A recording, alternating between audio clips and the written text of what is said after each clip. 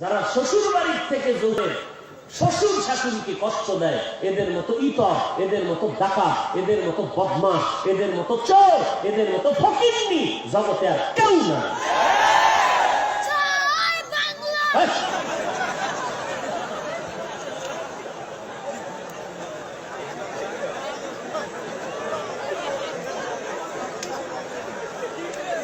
আল্লাহ পাগল কইতে নাই।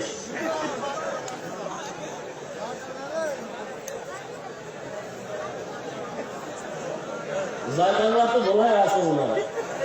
হ্যাঁ,